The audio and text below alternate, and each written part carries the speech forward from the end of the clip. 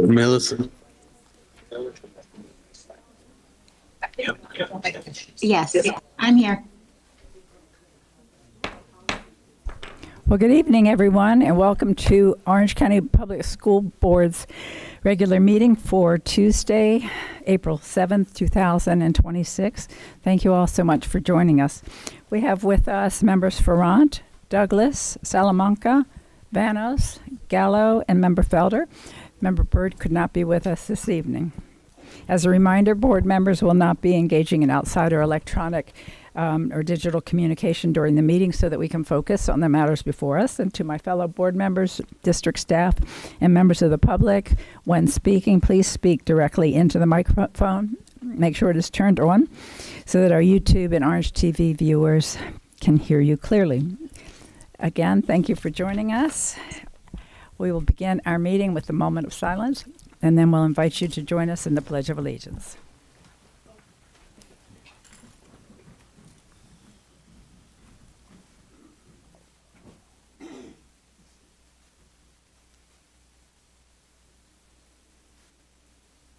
And now for the pledge. Pledge allegiance to the flag of the United States of America and to the republic for which it stands, one nation, under God, indivisible, with liberty and justice for all. Oh my God. Did you hear that? Very nice. Oh, no. He's over there. And the dice.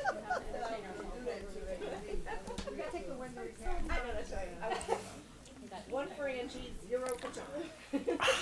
Wait till next time. That's all I can say. All right. Before we get too far down the road, let me check with the superintendent. Do we have any changes to our published agenda? Madam Chair, we do have one change to the agenda. Item 17.03, requesting approval of the 5-year charter contract for UCP Immersive Learning Academy K-8. We need additional time to work on the contract, and so we will bring it back to the board at the May board meeting. All right, thank you. Mr. Palmerini? We do have one additional change, Madam Chair. Item 6.04, the student expulsion matter. The representative for the student has shown up, so pursuant to this board's practice, we move that down to non-consent. So that will become the new 17.04. All right, thank you very much. With that, I will entertain a motion to amend the agenda. Motion to amend. Motion by Vice Chair, seconded by Member Ferrant. All in favor of amending the agenda as reflected by our Superintendent and General Counsel, please say aye. Aye. Opposed? Motion carries with all members present voting in the affirmative.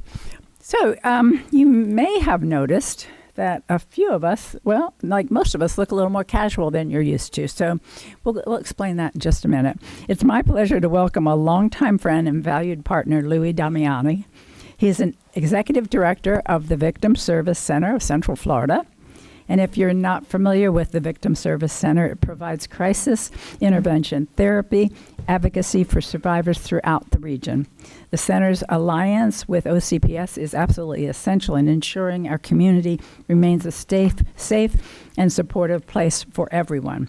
As I mentioned, we are wearing, well, why don't we stand up? You can't see for everybody, but we are all wearing denim. Some of us are wearing denim jeans, denim jackets, and even our team here is wearing denim. So you're probably wondering why, and besides the fact that it feels good and we're enjoying ourselves. Mr. Damiani, will you explain? Thank you, Madam Chair, and members of the board. It's so nice to be here, and I appreciate the visual sign of support. I am with the Victim Service Center, as Madam Chair mentioned, and we've been helping this community. We've been in existence for 27 years, helping and healing victims of violent crime, sexual assault, other kinds of trauma. Each year, we set aside the month of April as Sexual Assault Awareness Month. We actually run the only rape crisis center in all of Central Florida.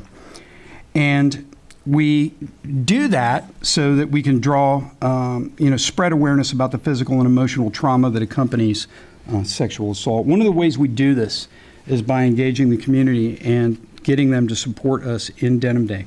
This was started in 1999 as a grassroots protest regarding an absurd Italian Supreme Court decision in which a sexual assault perpetrator was allowed to go free because his victim was wearing tight jeans at the time of her attack.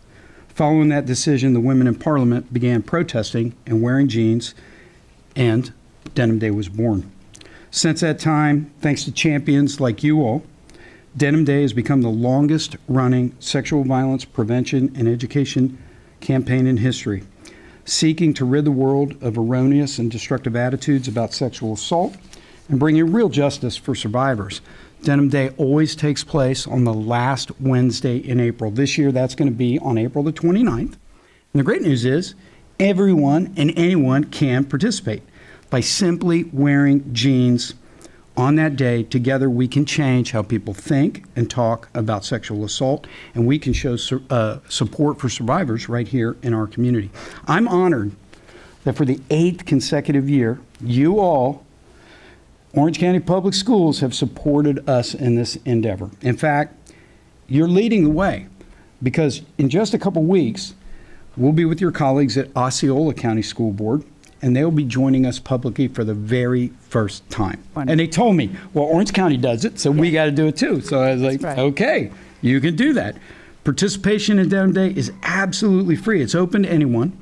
And every year we continue to add more and more champions just like you. These include Osceola County, Orange County, Seminole County, City of Orlando, City of Apopka, City of Lake Mary, City of Sanford. It goes on and on and on, along with tons of organizations and others that have joined us in this cause. It's super easy to participate. All you do, you wear your denim on the 29th of April. Then you snap a picture or a video and you use the hashtag Denim Day, and you tag us at VSC Florida. It's that simple. And then it becomes this social media campaign that just explodes. In fact, we're going to use the picture tonight, and we're going to begin putting on our social media as part of our advertising and getting people on board with it. So I appreciate you all wearing denim today. We have lots of tools that can help you out. On our website, I know I threw a lot at you. We have a whole page dedicated to Denim Day, and we even have a little 30-second video that explains way more succinctly than me what it is, what Denim Day is, and why people should participate.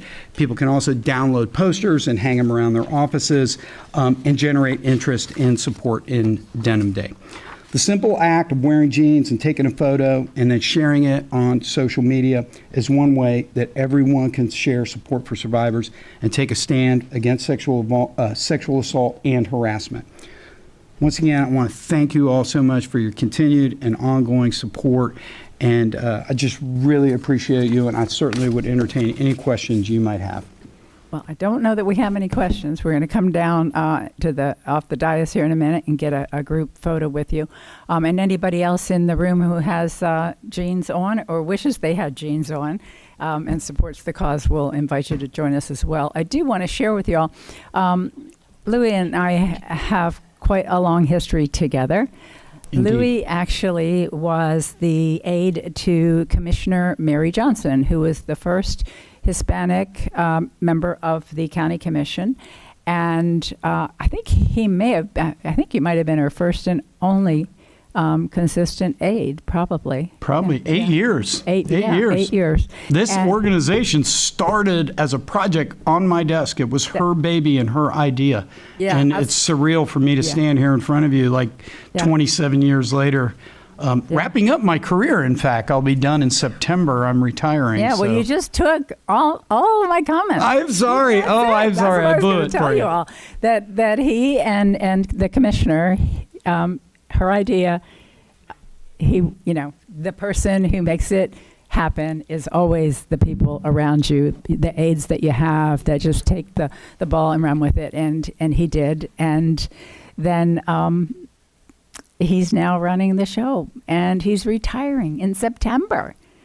Yeah. It's been a long ride. Yeah, it's been but a an long amazing ride. one. Yeah, it has been. Thanks It to has you and been. this community supporting me and supporting the Yeah. work that we do. Yeah. And, just allowing us to grow. We now are in Well, and 3 you counties. kept it going, and it would have been easy without serious leadership. This many years, it would have been easy for it to dissolve, and it's so needed. And with Pulse, you were so instrumental. So you've gotten us through some really difficult times. It's been my And- great honor and privilege. Yeah, I'm so proud of you. All right, let's go get a picture. Thank you.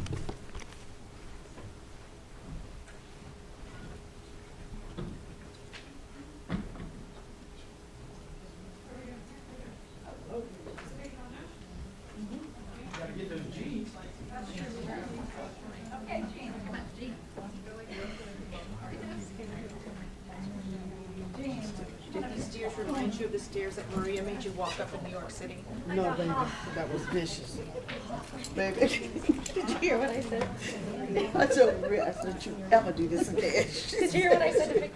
I said, did those stairs remind you about all the stairs that Maria made you walk up I to was have hoping you were dinner? talking about baskets or something else. No. And she was so innocent. She said, They cannot remind her because they were baby, like 10 times that. baby.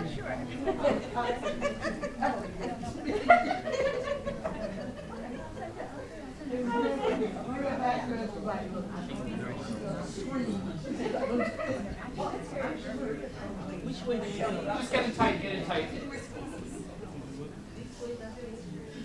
Good, good, good. Look toward me, and on 3, good, 1, 2, and 3, stay there. Hold on, one more. Last call for anybody wearing jeans, anybody? No, all right, one more. There we go. Perfect, thank you. Wait, hold on. My entire cabinet. Your cabinet has? Yeah. Cabinet, yes! Make the whole cabinet. The cabinet! That's what we like there. The cabinet. Boarding cabinet or just cabinet? No, just cabinet. Yeah, just cabinet. What cabinet have them? I need to How are you?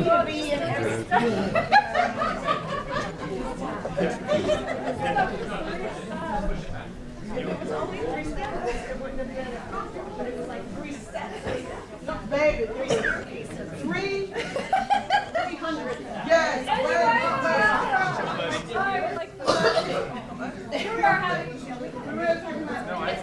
It's been a tense day now.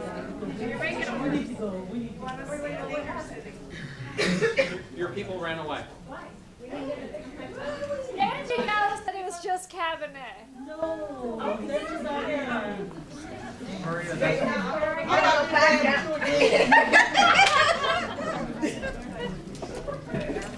Look at that, Angie.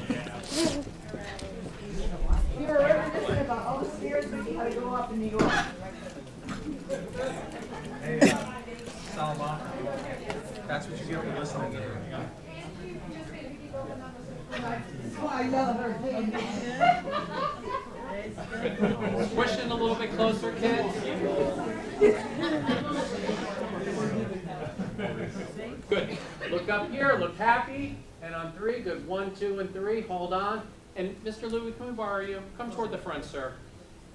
This is the last year, right? And now you can just give a ta-da. Yeah. A little more energy, kids.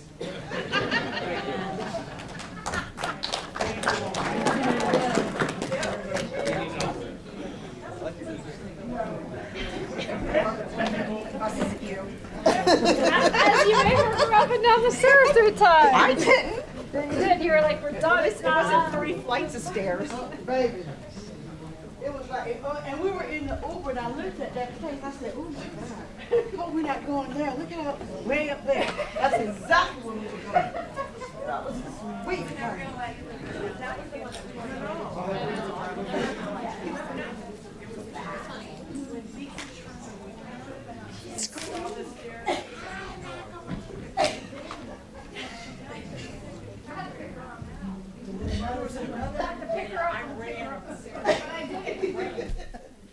I did it. I can't do it. But the food was good.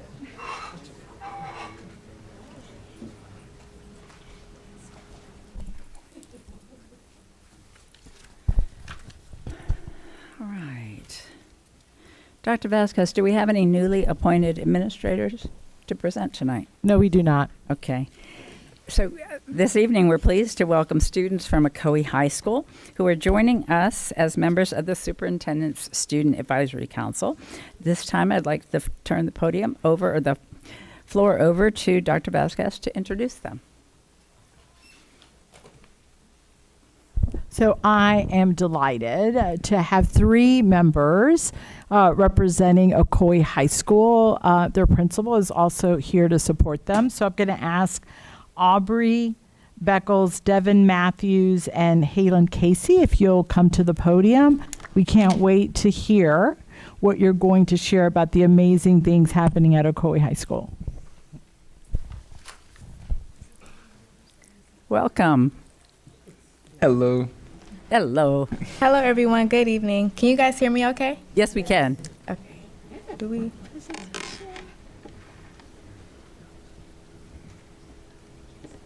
Could IT help us put the presentation on the screen, please?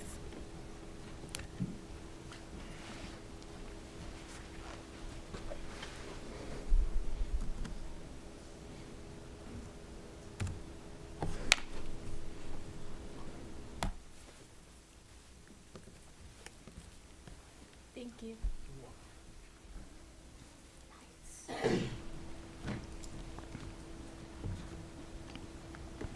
Good evening, everyone. Today we're going to be presenting an initiative that took place at our school named Nights for a Day. This initiative has had a goal of boosting student morale and enrollment. So here are your nights for the day that are presenting this to you. My name is Aubrey Beckles. I am Principal's Council President and a varsity cheerleading captain. Hello, I am Devin Matthews. I'm peer counseling vice president, and I'm a student athlete who runs track and cross country. Hi, my name is Halen Casey. I am the Student Government Vice President of Academic Life, and I'm also our Nights Visual Ensemble, which is Dance and Color Guard Captain. OCPS has reported a loss of about 7,000 students, which is more than double than what was originally projected. That is a major decline, and it shows that this is not a small shift, but a growing trend. Because school funding is tied to student enrollment, the decline has created serious financial pressure. OCPS now faces an estimated shortfall of $25 to $50 million, which can affect resources, staffing, and overall district opportunities. At the same time, families are exploring other options, including charter schools, private schools, and online learning. This means OCPS is not only dealing with student loss, but also increasing competition in how families choose education. So our first question was, why are we facing this problem? Our Orange County Public Schools now has open enrollment, so families have the flexibility and option to pursue other public school choices, but as well as charter and online schools. Families currently navigate multiple platforms, such as social media, which can have making access more complex. Due to Instagram, Facebook, or whatever platform you might be on, there is always a lot of information getting thrown at your face, and it's very easy to get confused, which leads to key information about school programs and opportunities not always being immediately visible and accessible to parents and families. And some middle school students and families may have limited exposure to what their zoned high school offers, influencing their school choice decisions. Which is why our solution was Night for a Day, where middle school students came to visit our zoned high school for a full day experience. They got to explore academic programs, electives, and campus life. This provided firsthand exposure to opportunities available at our zoned high school, and it helps students and families make more informed school choice decisions. Here are some photos that were taken during Night for a Day. The first one was taken in our bus loop, where we had clubs and different organizations set up tables so that the students could see all of the available programs that we had. So we had all of our sports organizations and clubs that are student run at tables, talking about what they have to offer and how to join. Our second photo is the auditorium presentation. So we had a group of students perform a skit for the kids, and you guys will get to see a short video of that later. And our third photo is a photo from our mock pep rally. We have our mascot, Nightmare, in the photo taking a picture with the kids. I actually got the opportunity to be in the Nightmare costume for Nightmare. For Night for a Day, and it was such a good experience to be able to interact with all of the kids and see like just the whole world kind of through their eyes, because all of them were like, this is so cool, this is so cool. So it was really cool to see. Here's some more photos and highlights from Night for a Day. We have me as Nightmare performing with our dance team, our cheerleaders, and our marching band was outside in the courtyard, or in the bus loop performing when the students first arrived. We have some of the clubs and student organizations promoting what they have to offer. And then in the bottom right-hand corner, the girl with the cowboy hat is our 2026-27 student government president. So she got the opportunity to talk to all the middle schoolers and kind of see their ideas or questions they might have about the school, knowing that she is going to be kind of leading them as they walk into their high school experience. And now we're presenting a short video of how it looked during the Night for a Day.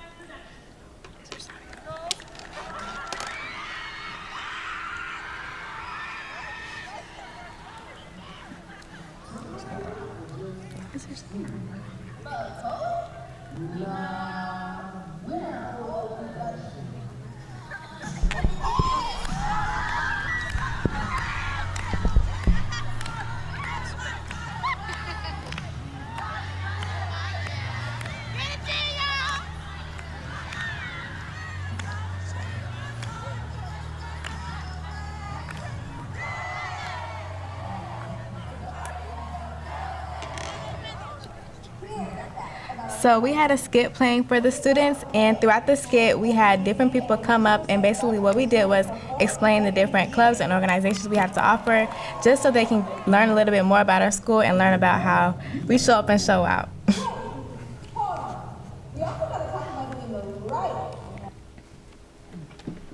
And these are the results that we got from this Night for a Day. So we successfully brought together students from all feeder middle schools nearby, which was Lakeview Middle School, Ocoee Middle School, and Robbinswood Middle School.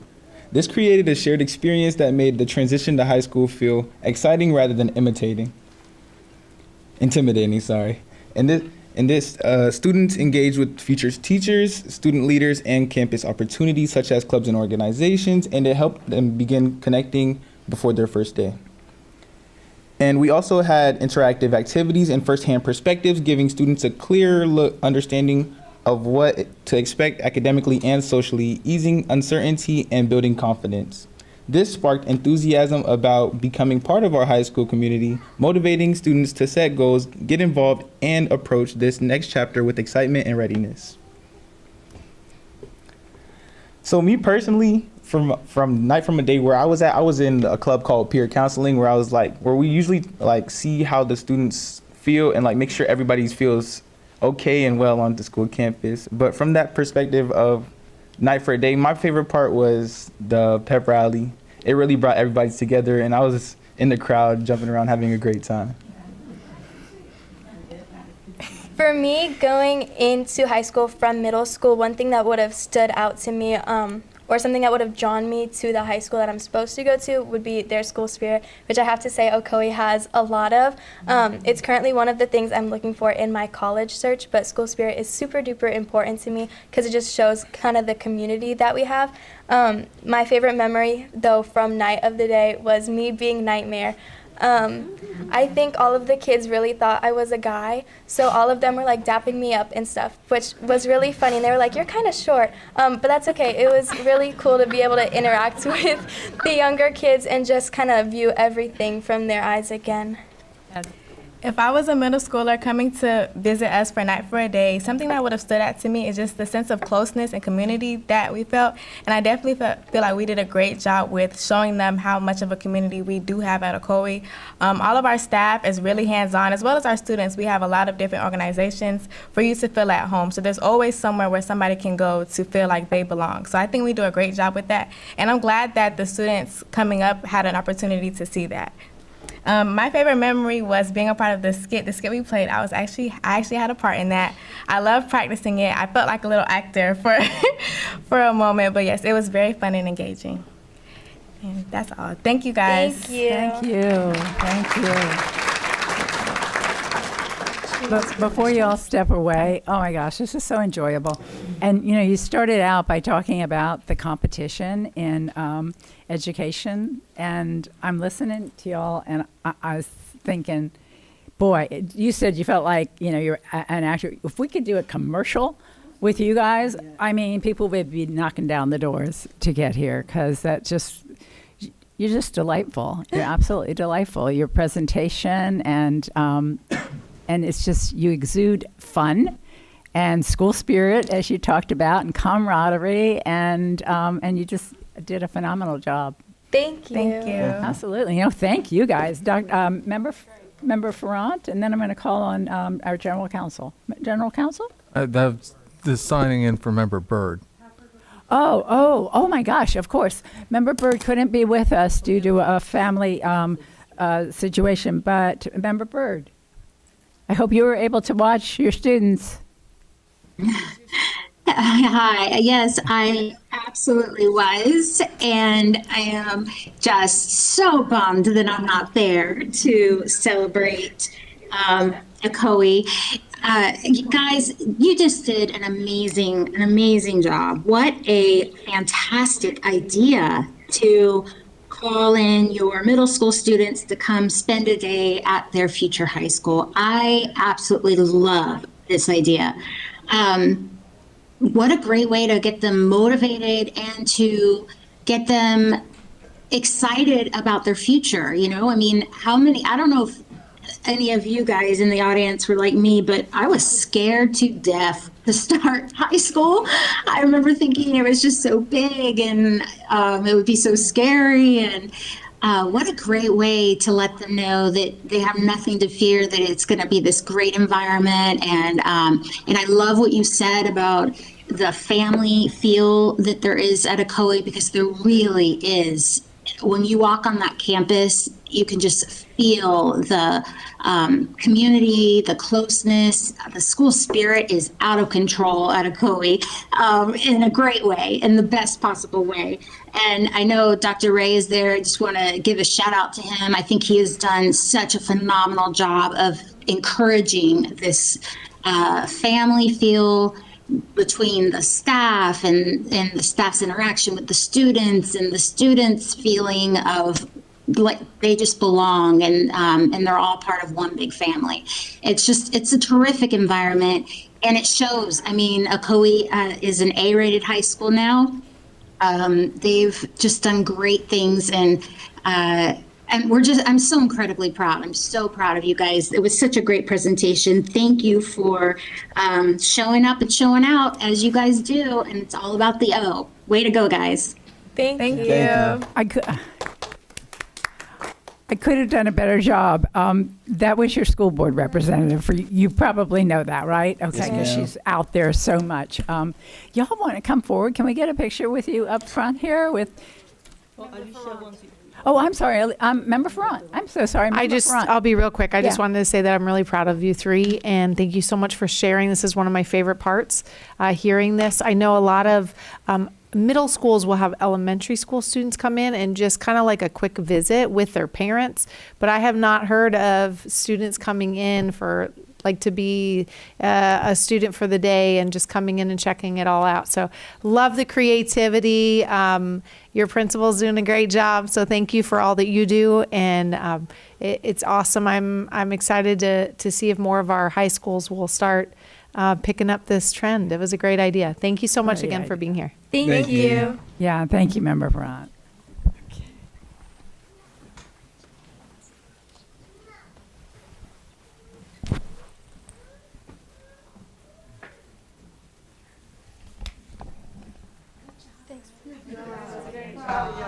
Great job. Yes.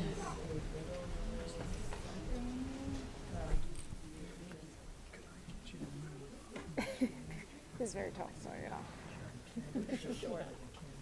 Come here, Andrew.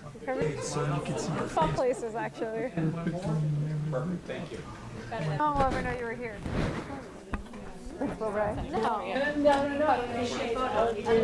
Sure. I'm telling her. Like, no, she's like maybe an inch.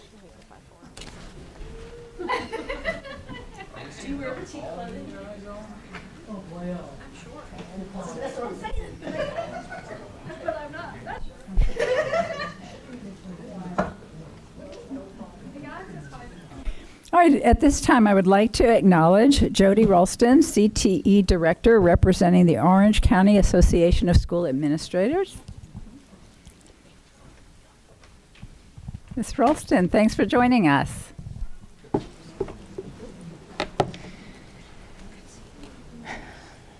Good evening, Chair Jacobs, Vice Chair Byrd, if you're still listening, board members, Superintendent Vasquez, Deputy Superintendent Martinez, and staff. My name is Jody Ralston Carey, and I'm the proud Senior Director of Orange Technical College East Campus and the OCASA OTC Director Representative. Collaboration is foundational to OTC's approach to student success. Administrators work intentionally across all campuses to ensure consistency in instructional practices, operational systems, and student supports. This shared district-wide collaboration allows OTC to operate as one technical college with common standards, aligned priorities, and a unified commitment to student learning, program completion, and career placement. OTC also collaborates closely with OCPS high schools to expand access to career and technical education through career dual enrollment opportunities. These partnerships allow students to earn industry certifications while still in high school, accelerating their pathway into technical programs, reducing time to program completion, and strengthening early career awareness and workforce readiness. This collaborative approach extends to both our facilities and our industry relationships. OTC's newly constructed and renovated campuses are designed to support collaboration in teaching and learning by recreating authentic work environments using industry standard equipment and technology. Within these modern facilities, OTC collaborates closely with industry partners to ensure students are prepared to enter the workforce. Through ongoing partnerships with employers and industry experts, learning experiences are aligned with real-world expectations, equipping students with the skills, knowledge, and industry certifications needed to successfully transition into high-skill, high-wage careers. Thank you for your continued support of Orange Technical College and changing lives through education. Thank you, Ms. Ralston. Thank you. Now I'd like to acknowledge Ron Pollard, President of the Orange Education Support. I didn't think he was here. I was looking around, but okay. And finally, it's my pleasure to acknowledge and recognize Clinton McCracken, who is the President of the Orange County Classroom Teachers Association. Mr. McCracken, great to have you with us. Thank you. It's good to be here. Good evening, Chair Jacobs, board members, Dr. Vasquez, and our community watching. For many years, we've heard the board speak about the importance of student mental health.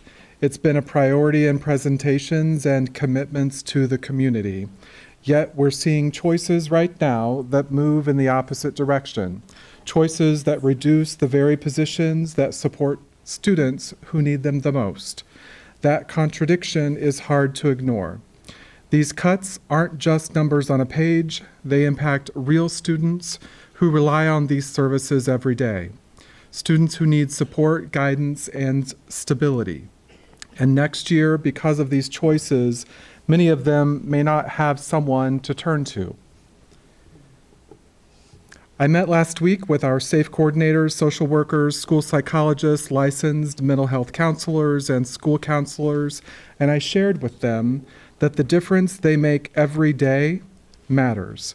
I know because as a gay kid who grew up in the 80s and 90s in a time and place that was unsafe for me, I desperately needed someone to talk to. Someone to tell me that I wasn't alone and that my life mattered. And I didn't have that. I'm lucky to be here. I know that our schools today are safer because we have people who can be that for our students. We understand that times are tough and difficult decisions must be made, but those decisions reflect our priorities. And right now it's hard to understand how positions that directly support student mental health are being reduced while other areas appear to be protected. I want to also share that transparency matters. Right now, many employees feel that they are not getting clear answers. They're hearing information that impacts them long after those decisions were made. That creates uncertainty, frustration, and a lack of trust. Our educators can see the difference between what is said publicly and what is happening in practice. And the theatrics are not working. You've shared other schools may be considered foreclosing which schools. You've shared that you're cutting 3% from district departments. What positions or programs farthest from students are you cutting? Educators are turning to their union because they're looking for clarity, for honesty, someone who will listen, and a place to fight for each other together. Even when the answers are difficult, we're sharing what we know. But that shouldn't fall only on the union. It should be part of how decisions are communicated across this district. We're asking the school board to continue asking the hard questions that prioritize student needs and safety. Thank you, Mr. McCracken.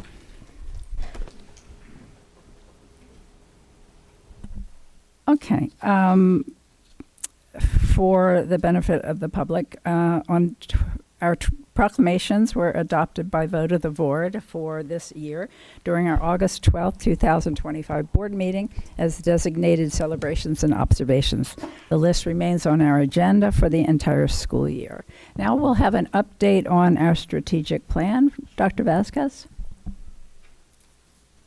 Thank you, Madam Chair.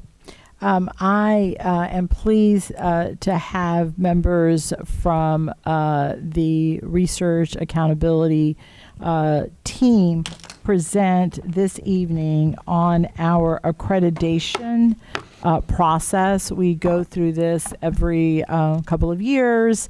It provides us an opportunity for a third party to take a look at our practices and ensure that we are living up to the highest standards. And so with that, I'm going to turn it over to Dr. Border. Thank you, Dr. Vasquez. Good evening, Chair Jacobs, members of the board. Thank you for the opportunity for us to share information about the district's upcoming accreditation engagement review. I'm joined today by members of Research, Measurement, and Strategy, including Jennifer Sasser, Heather Kreider, and Ben Allen. Accreditation is a critical part of ensuring we continue to meet high educational standards for our students, families, and the community. And it offers an external research-based evaluation of how effectively our district is fostering a culture of learning, strong leadership, and continuous improvement across all schools. At this time, I'll turn the presentation over to Ms. Kreider. Thank you. OCPS is currently accredited by Cognia, a nonprofit internationally recognized accrediting agency that evaluates educational institutions using research-based standards focused on learning, leadership, and continuous improvement. Our system's accreditation is valid through June 2027. In addition to district accreditation, all OCPS non-charter schools are accredited through Cognia as part of our system-wide model, ensuring that every school is held to the same rigorous expectations for quality and improvement. Our last full accreditation engagement review was held in 2021. This next review allows us to showcase our growth through powerful practices and continued commitment to excellence as well as identify additional opportunities for consideration.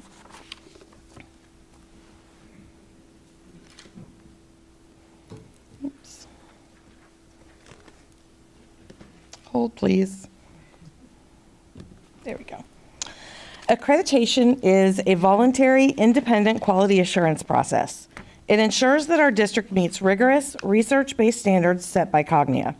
It is required for many college admissions processes, some scholarships, and full participation in the Florida High School Athletic Association, or FHSAA. Accreditation is an ongoing recognition of institutional effectiveness and continuous improvement. The accreditation process is structured around three major phases: reflection and analysis, engagement, and progress and feedback. Accreditation requires systems and institutions to continuously meet the applicable Cognia policies, standards, and requirements. Cognia evaluates districts using a set of 31 performance standards that center on 4 key characteristics: culture of learning, leadership for learning, engagement of learning, and growth in learning. Culture of learning focuses on creating a safe and supportive environment that is grounded in high expectations for students and staff. Leadership for learning examines how leaders at every level guide the system. This includes setting a clear vision, using data to make informed decisions, ensuring access to rigorous learning for all, and building the capacity of teachers and staff. Engagement of learning looks at the instructional experience, including how students are actively participating in meaningful, challenging, and relevant learning opportunities. Growth in learning evaluates how effectively we monitor and support student progress over time. This includes the use of assessments, feedback, interventions, and continuous improvement cycles to ensure that all students are showing academic growth. All of this work is tied together through the expectation of continuous improvement, ensuring we are always moving forward as a district and maintaining a relentless focus on high-quality teaching and learning. Our school and district leaders are collecting evidence, analyzing data, rating standards, and completing required narrative documents for accreditation. 8 teams from across all divisions are developing the executive summary, student performance, stakeholder feedback, and learning environment analyses, and the 4 key characteristics narratives. The executive summary is a high-level overview of who we are, including an explanation of our mission, vision, priorities, and context. The student performance analysis identifies trends, subgroup data, strengths and challenges, and how we use that data. The stakeholder feedback analysis captures formal and informal survey and focus group themes from students, staff, and parents about climate, communication, and learning conditions. Information from the superintendent and community town halls, thought exchanges, and annual stakeholder surveys are used in this analysis. The learning environment analysis reviews what classroom observations and walkthroughs show about instruction and student engagement. Narratives for the key characteristics provide a clear summary of our practices, the evidence we have collected, our self-ratings, and the rationale behind those ratings across the 4 areas of culture, leadership, engagement, and growth in learning. Our accreditation engagement review is scheduled for September 30th, 2026. The Regional Accreditation Evaluator, or we call them the RAE, requires a leadership presentation from the superintendent to expand on information shared in the submitted self-assessment diagnostics. The presentation requires a brief overview of the district, a discussion of the current priorities, data used in setting those priorities, strategies implemented, and any goals or targets set to meet the priorities. The accreditation evaluator will review and evaluate the documents and self-assessment submitted by the district prior to the engagement review. Additional evidence may be requested in order to verify that certain activities or practices are in place. The evaluator will also work with the district to determine what stakeholder interviews and focus groups are applicable to our engagement review. These interviews and focus groups are conducted virtually and take approximately 45 minutes. The evaluator will interview the superintendent, board chair, and other identified stakeholders as needed. Stakeholders will be added to reflect a range of viewpoints and perspectives. Requests may be made by the evaluator to conduct interviews and focus groups of district and school leaders, teachers, support professionals, students, parents, and community members. Cognia will identify a range of focus group participants to ensure they receive a well-rounded understanding of the experiences and perspectives across our entire system. We will keep stakeholders informed through emails, district memos, and our accreditation SharePoint site so everyone understands the process and expectations. While the review on September 30th, 2026 is still several months away, planning began in August of 2025. We approached the accreditation process by forming 8 teams, one for each of the required documents. From August 2025 through March 2026, these district teams, along with school accreditation teams, have been engaged in professional learning on the accreditation standards, participating in the evidence collection process, and writing narratives to document our practices and clearly demonstrate how our system meets the Cognia's performance standards. We have submitted several of the required self-assessment documents, including our self-assessment ratings and 2 of the analysis summaries. The narrative documents for the key characteristics with required evidence are in the last stages of review. All principals, principal leaders, executive leaders, district leaders, chiefs, and the deputy superintendent have acknowledged that Cognia assurances are being met. Cognia details these assurances for schools and systems in their self-assessment workbook. From April through July 2026, we will finalize all narrative documents. During this time, we will also be working closely with our communications division to prepare the superintendent's presentation for the Cognia engagement review. Over the summer of 2026, Cognia will conduct a series of interviews and focus groups with stakeholders across the district as part of this review process. On September 30th, 2026, Cognia will conduct the accreditation engagement review. This includes scheduled interviews and focus groups with district and school leaders, students, teachers, and community partners. Then, in winter and spring of 2027, once the review is complete, we will share the Cognia final report with our stakeholders and begin work on any recommended improvements. At this time, I'll turn the presentation back over to Dr. Border. Thank you. Thanks, Heather, and great job. A huge thanks to Cabinet and all of the staff that have been and continue to support the district accreditation process. This is a true team and collaborative effort that requires time of school-based and district staff members who deserve the recognition. I look forward to the conversation and questions from the board. Turn the presentation back to Superintendent Vasquez. Thank you so much. I've now been through this process, I think 3 or 4 times. And every year that we do it, new information comes to light, primarily the great things that are happening in our schools. And it's a lot of work, but at the end, when we receive the final report, it's great to see that what we're doing is paying off. So with that, Madam Chair, we're open to questions and discussion. Thank you. And Dr. Porter, and great job, both of you. It's always enlightening. We appreciate it. Let me call first on Member Vanos and then Member Ferrand. Thank you so much, Madam Chair, and thank you so much for the presentation. I'm really thankful that OCPS goes through this really comprehensive analysis, taking into account stakeholder feedback, and really is focused on the continuous improvements. And I also appreciate that Cognia is a nonprofit, it's independent, it's internationally recognized, it uses research-based standards. And I think it just gives our families in our communities just that reassurance that we are a high quality public school system. And they know that when they enroll their students here, they know what they're getting, and they know it's been independently evaluated in that way.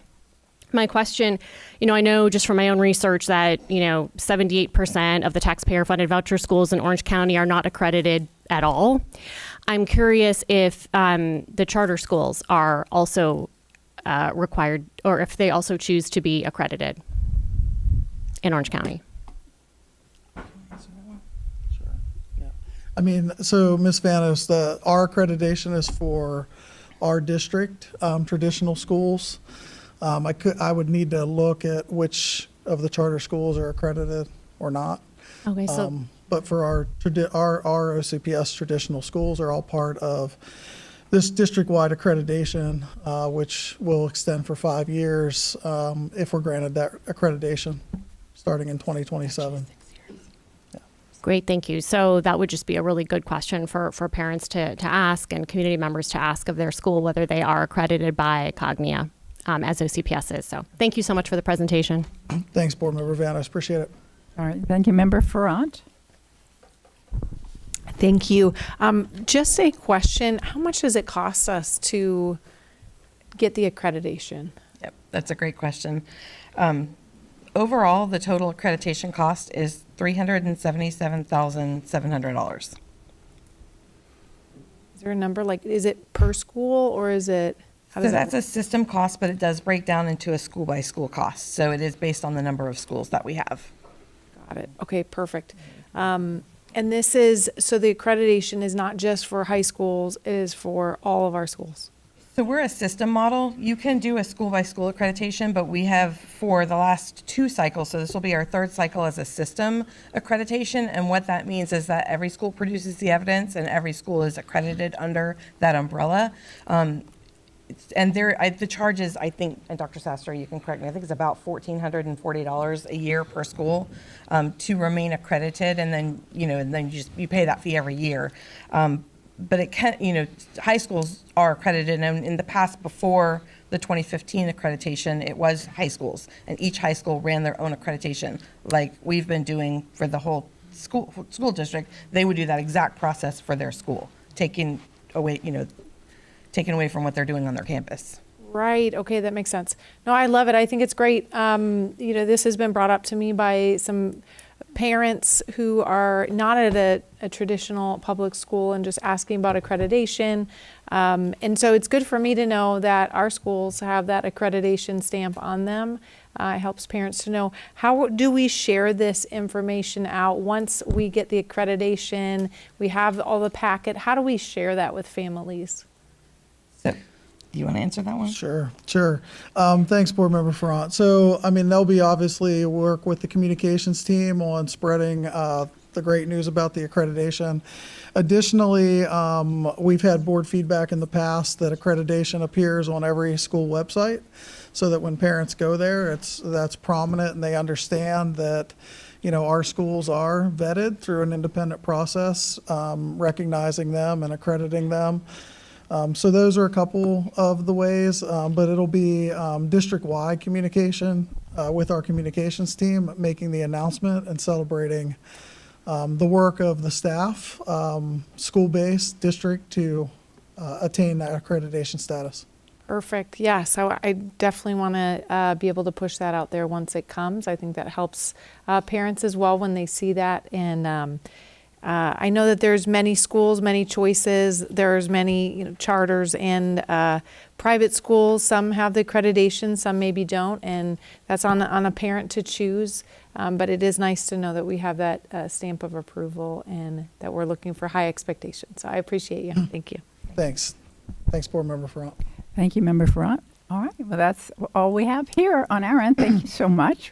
Thank you, Chair Jacobs. Thanks, members of the board. Thank you. All right, we are moving on to, we have 2 public hearings, 3.01, 3.02. Ms. Pomeraney, do we have any speakers? No, Madam Chair. Okay.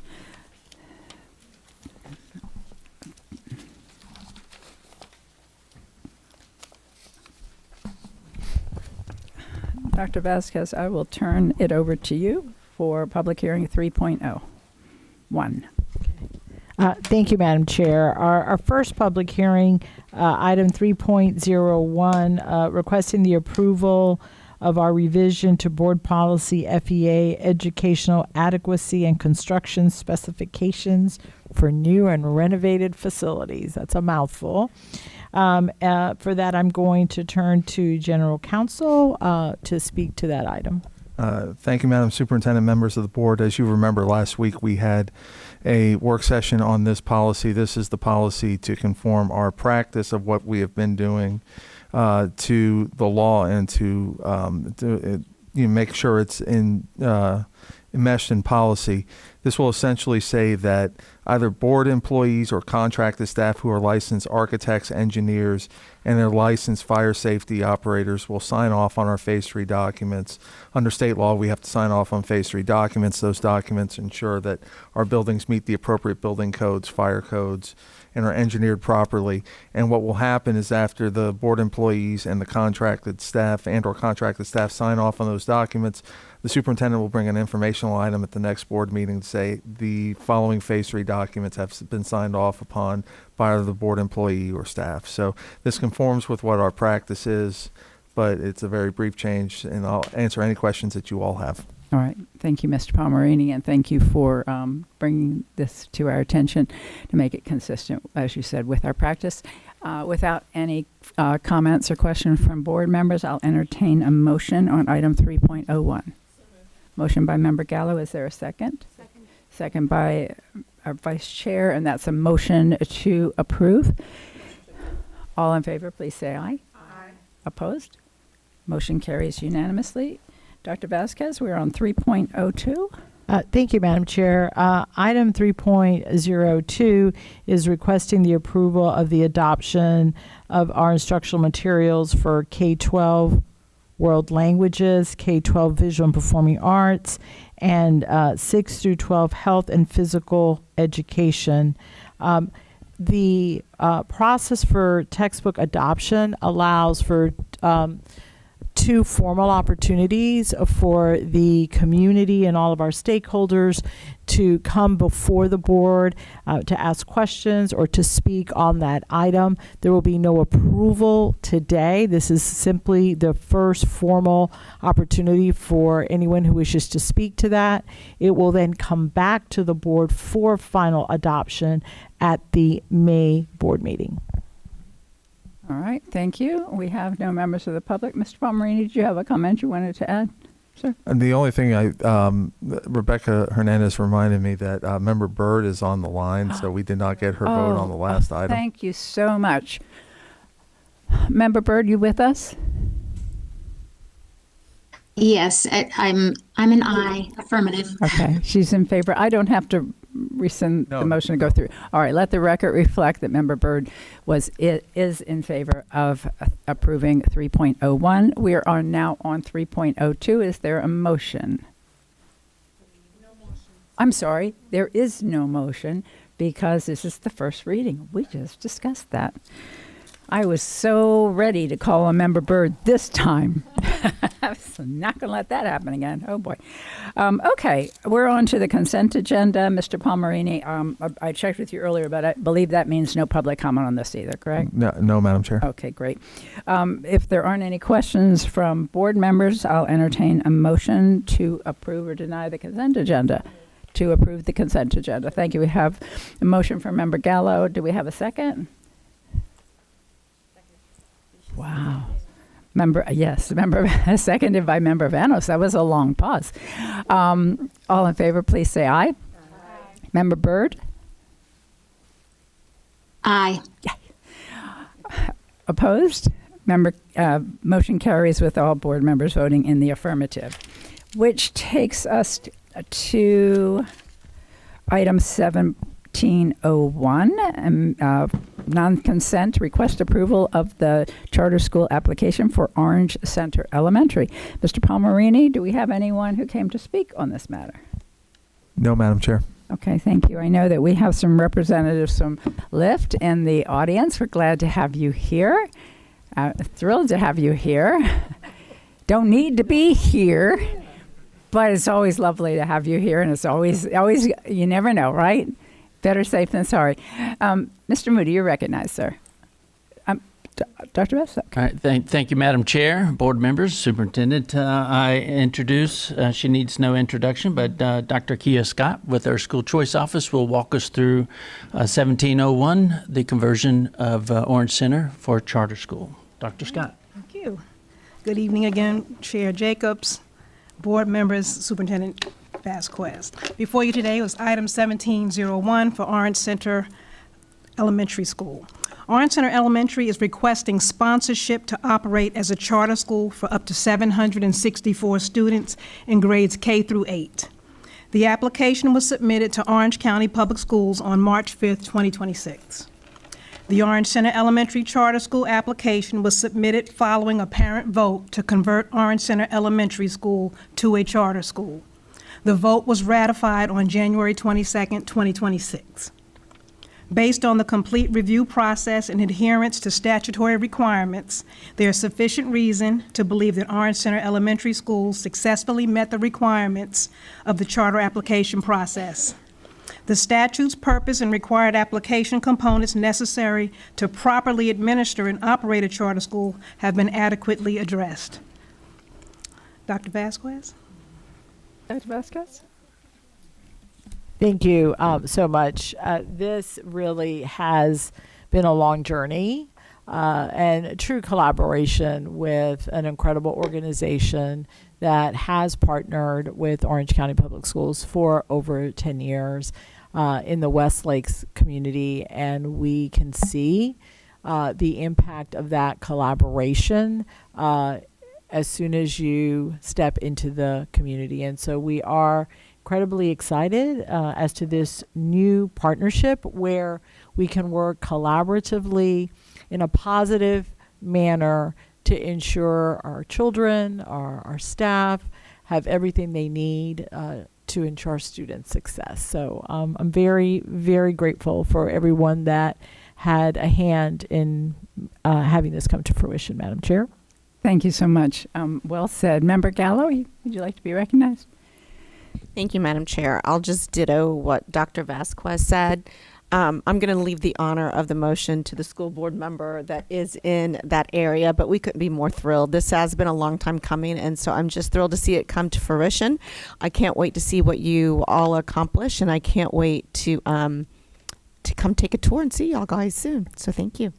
Thank you, Member Gallo. Member Ferrand. I am too so excited, and honestly, I am excited to come in 1 year. I want to come back and check it all out and see what has happened. I think we're going to be blown away, and the work that you're doing really is just, this is what our schools really need, is the outside to partner with us and help support our families in more ways than just the education piece. So thank you again. I think every time I see you all, I'm just so grateful for your work, your service, and the community and families are incredibly indebted. So thank you so much. Thank you, Member Ferrand. I tell you, I'm so excited that I'm waiting. I know we're going to have a motion in a minute, and I know it's going to pass unanimously, but what I'm waiting for is like the fireworks and the streamers that are going to come down out of the ceiling. And all right, none of that's going to happen, but in my mind, it's all happening. It's all happening. It's been so much time and so much work and so much collaboration that is taken to get to this point. And I just could not be more excited than I am, except for if the streamers were coming down. That might just add just a little bit to the moment. So with that, let me recognize Member Felder. Thank you, Chair. Well, we can have those streamers, drums, and all of that the first day of school in August. We can have all of that, and I think it would be so exciting, and I'm so happy that fellow board members are excited about this endeavor, and it truly is. It's going to be a different experience, and I believe that we are on the verge of seriously reimagining what it means for traditional public schools and charters to join together and to make this work for the children. It's just so, and the little babies are sitting out there with their little shirts on, just precious little Orange Center children. We're so happy that you all are here. And I'm just grateful for Lyft and their tenacity and determination, because I was a hard pill to swallow. I know I was. So I'm so excited, and I just spoke to some of the board members earlier and said that I'm just happy that this endeavor is happening, and we need something great to happen for public education. We need something different and something good to happen. So I'm so grateful, and thank you all. Thank you, board members, for your participation. Now okay, Diva.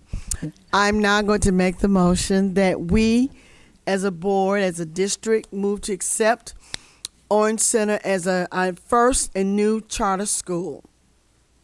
Second. We have a motion from Member Felder. We have a second from Member Ferrant.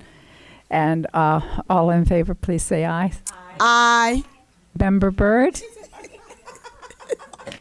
Aye, definitely aye. And let's Oh my God. expand.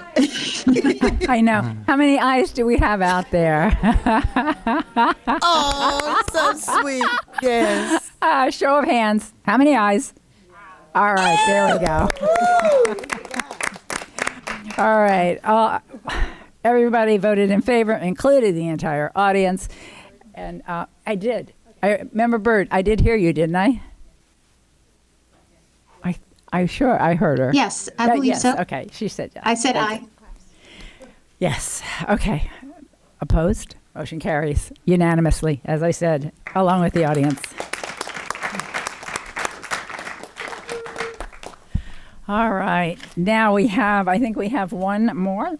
1702, non-consent request approval of the recommendation to modify the charter school contract with the Central Florida Leadership Academy Charter School to include 5th grade. Dr. Vasquez? Okay. Dr. Scott?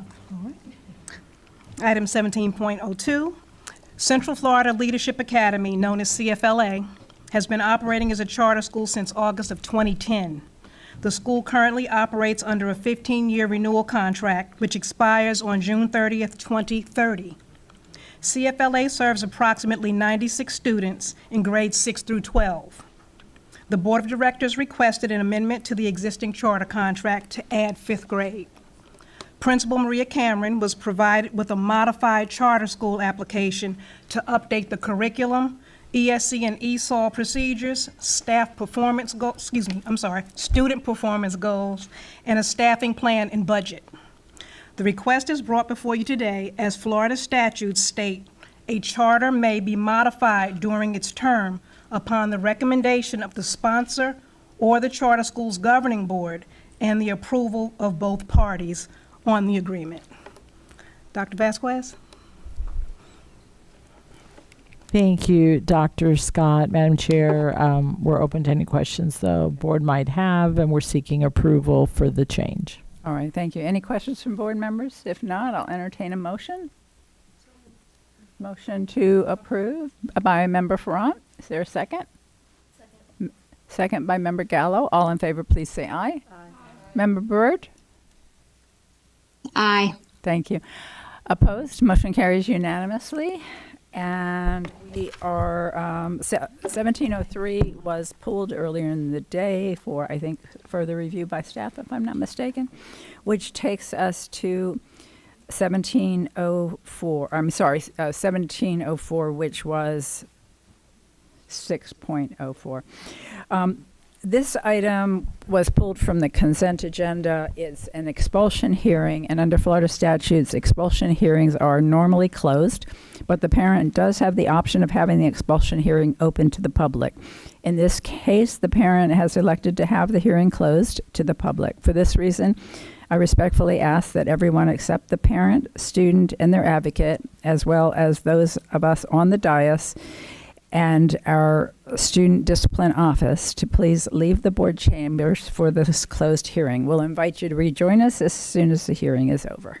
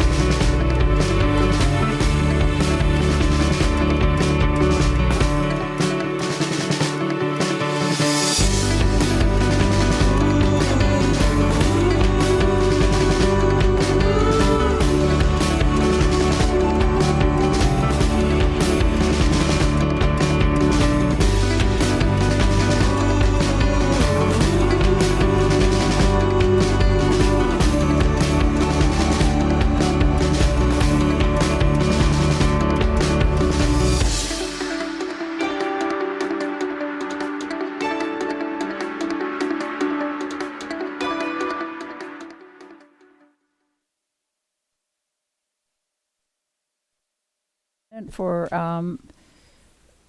if you have a report for the board or Mr. Palmerini. It's been a long day, so Ooh, I'm yes. going to not make comments. Thank you. All right. Mr. Palmerini? I apologize for doing this. I am going to just briefly state, it may have been in the news this week that you all saw that we were once again sued over the Eatonville property. You probably saw, but I want to reiterate for the public, the allegations that we made secret backroom deals is when we had 5 public meetings, one on June 17th, 2 on September 30th, 1 on January the 6th, and 1 on January the 13th. And at the September 30th meeting and the January 13th meeting, the executive director of the Association to Preserve Eatonville Community spoke, and this board had robust discussion. To me, that is not a well-taken lawsuit with respect to violations of the public meetings law. You all know that I am very, very assertive when it comes to what we do as far as public meetings, public records. I would never put this board in a position to violate the public meetings law. Superintendent and I would never put this board in the position of violating the public meetings law. We look forward to defending ourselves. We have retained the law firm of Rumberger, Kirk, and Caldwell. They do work for us in other areas. Frank Shepard's going to be the lead counsel. He is someone who I've known for a long time, is an excellent lawyer. And my plan, unless this board tells me differently, is to aggressively defend ourselves in this case. I do not think this is a well-taken lawsuit, and I think that we are going to put on an aggressive defense unless this board tells me otherwise. It is going to be full steam ahead in the defense. Mm-hmm. Okay. No objections. All right. And then Thank you. the other thing, I've sent you an email, but I'm going to remind you, I need by next meeting to appoint a member and an alternate for the Value Adjustment Board from the board members, and we need to appoint a property owner and a alternate. Oh,